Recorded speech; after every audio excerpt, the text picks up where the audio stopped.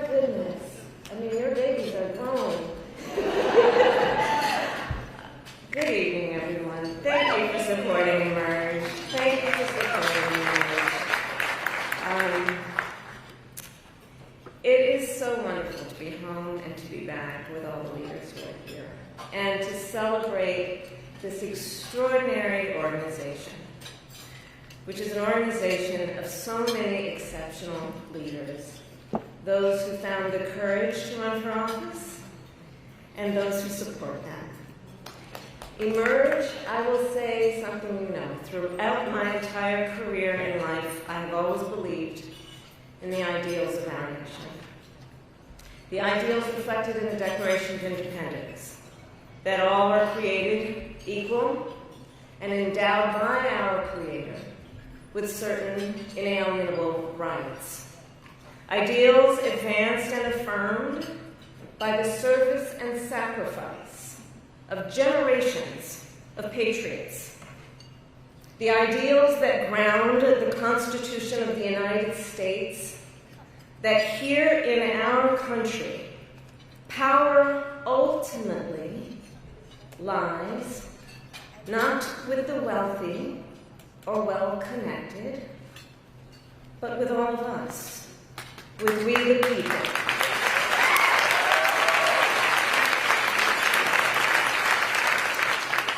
Now, of course, I recognize that America has never fully lived up to these ideals, that for all the gains we've made, the American dream has for decades been slipping further out of reach for so many, and that the American people deserve leaders who make their lives better and make our country stronger.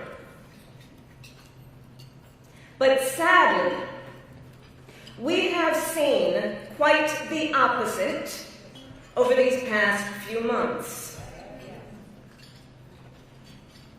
Now, I know tonight's event happens to coincide with the 100 days after the inauguration, and I'll leave it to others to give a full accounting of what has happened so far. But I will say this. Instead of an administration working to advance America's highest ideals, we are witnessing the wholesale abandonment of those ideals.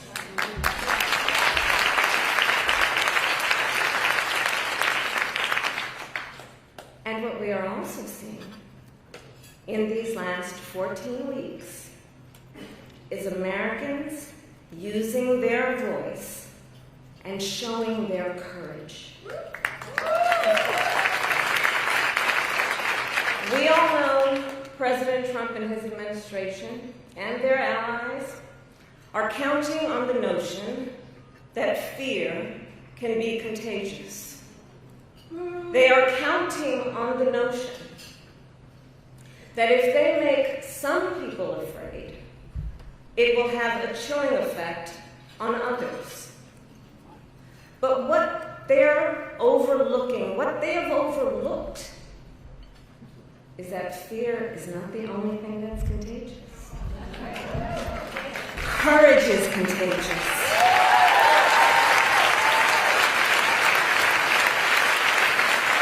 The courage of Americans who are banding together in the face of the greatest man-made economic crisis in modern presidential history.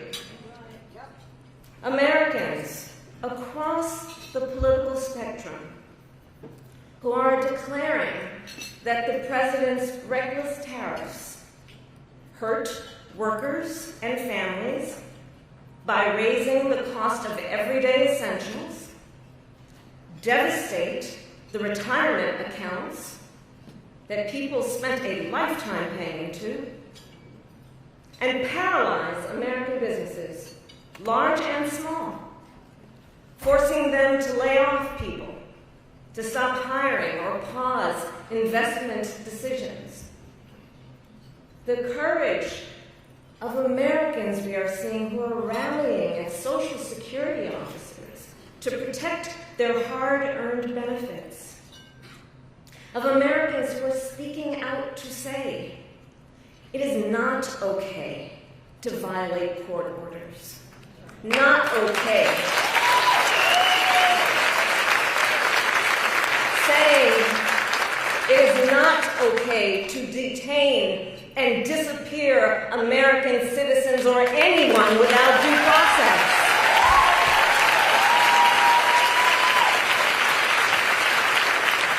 The courage of judges to uphold the rule of law in the face of those who would jail them.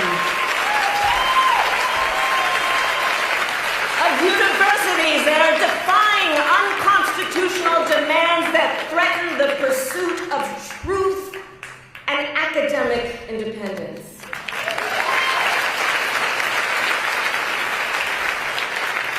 And I will tell you, the courage of all these Americans inspires me. And I have been inspired by the movements like the one in Wisconsin that put Susan Crawford on the Supreme Court.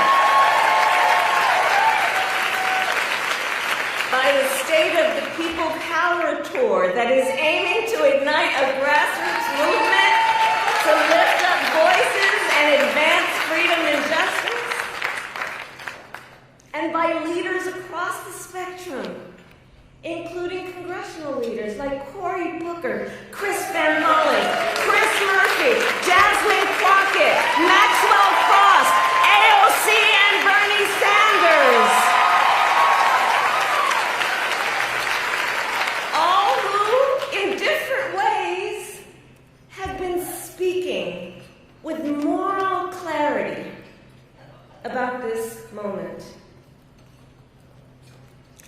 So here's one of the other things I wanted to talk about tonight, and to highlight. So look, some people are describing what's been happening in recent months as absolute chaos. And of course I understand why. And it's certainly true of those tariffs. Tariffs that, as I predicted, are clearly inviting a recession. But friends, please let us not be duped into thinking everything is chaos.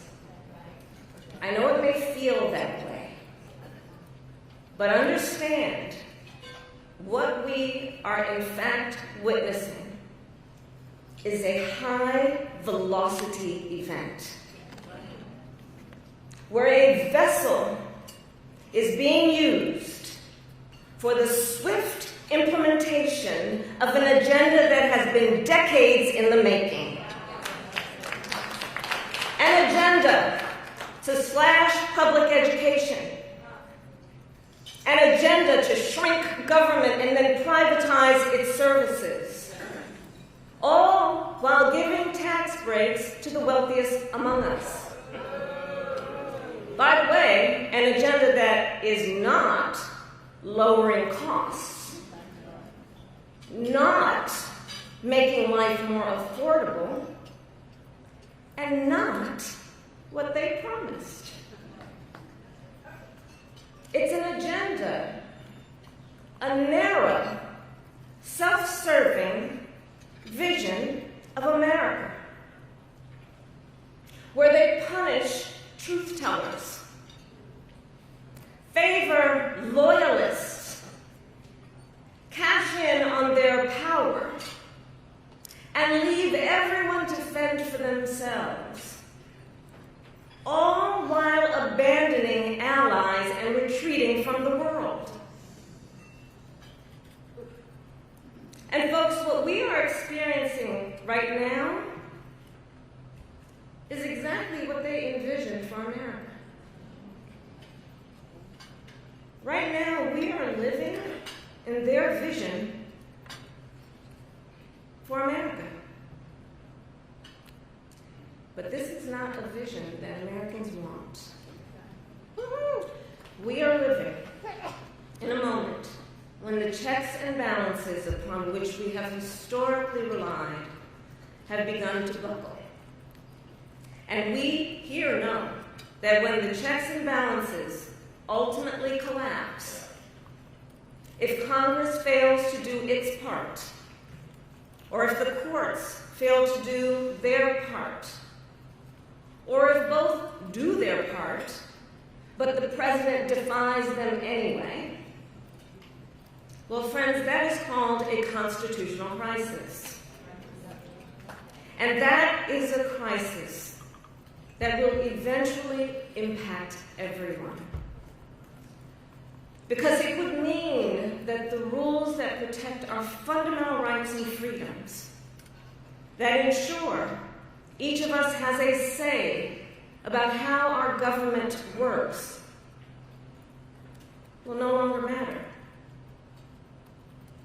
And if that happens, the one check, the one balance, the one power that must not fail is the voice of the people.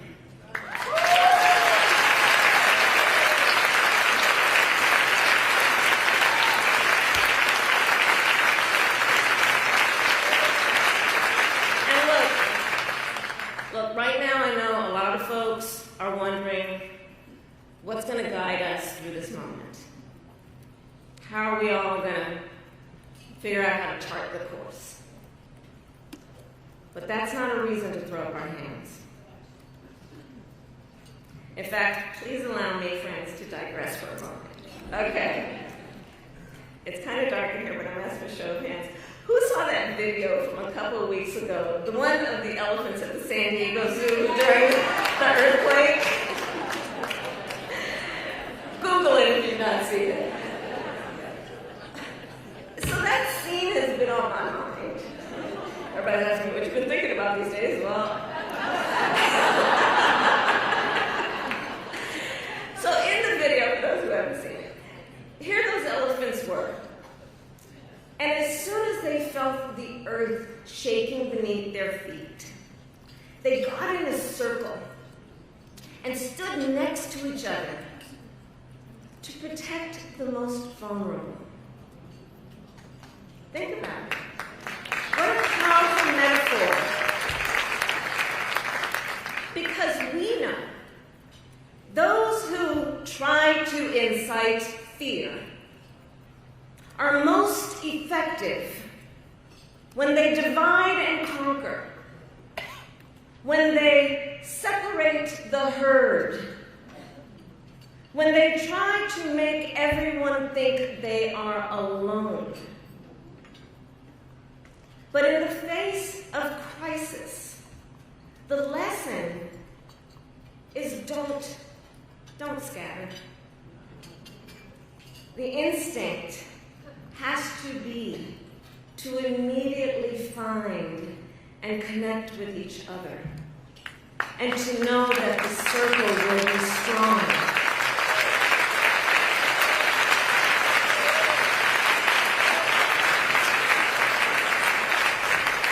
So I'll end with this. I am not here tonight to offer all the answers, but I am here to say this. You are not alone, and we are all in this together. And straight talk, things are probably going to get worse before they get better. But we are ready for it. We are not going to scatter.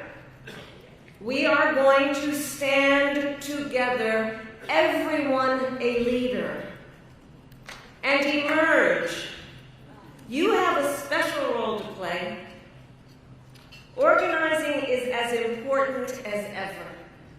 Mobilizing is as important as ever. Running for office is as important as ever. So please, everyone here, please keep doing what you are doing. And to everyone, let's lock it in.